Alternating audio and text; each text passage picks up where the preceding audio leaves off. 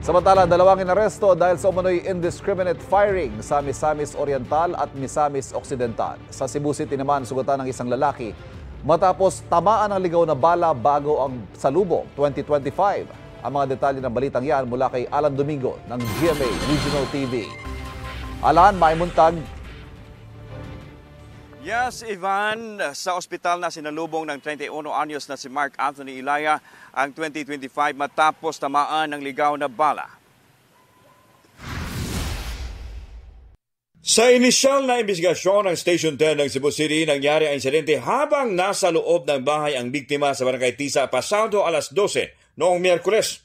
Biglang sumakit ang kanang tenga ni Ilaya at laking gulat na lang nila nang makita ang sugat. Agad na itinakbo sa ospital ang biktima.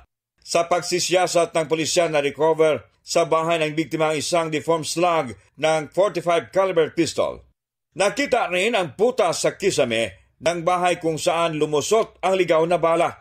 Patuloy pa ngayon ang investigasyon para matukoy kung sino ang nasa likod ng indiscriminate firing sa kasagsagan ng salubong 2025.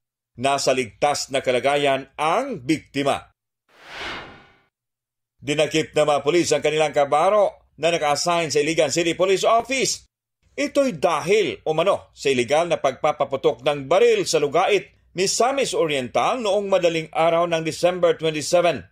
Lumabas sa investigasyon na naggalit daw ang pulis nang makipaghiwalay ang kanyang girlfriend kaya't nagpaputok siya ng kanyang service firearm. 3 basyo ng 9mm na baril ang narecover sa crime scene. Naka-restrictive custody na ngayon ang pulis na naharap sa patong-patong na kaso. Iyang girlfriend dili na kini mag-file og criminal case for 9262 but then ipadayon paghihapon nato ang criminal charges against him. Mahaharap din sa kasong administratibo ang pulis. Sa Tangub City sa Misamis Occidental, isang lalaki ang sinasabing nagpaputok ng baril dahil nagalit daw siya sa grupo ng mga kabataan na nasa kanilang lugar. Agad binakip ng Tangub Police ang suspect ngunit hindi na na-recover ang ginamit na armas. Biniberipika ng pulis kung may baril na nakarehistro sa pangalan ng suspect. I-file gihapon nato ang kasong illegal discharge of firearms nga to bato kaniya. Sinisika pa ng GMA Regional TV na makuhanan ng pahayag ang dalawang suspect.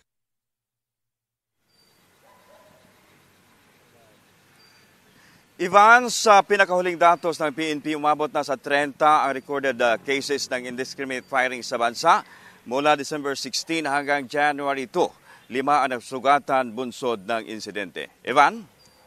Maraming salamat, Alan Domingo ng GMA Regional TV.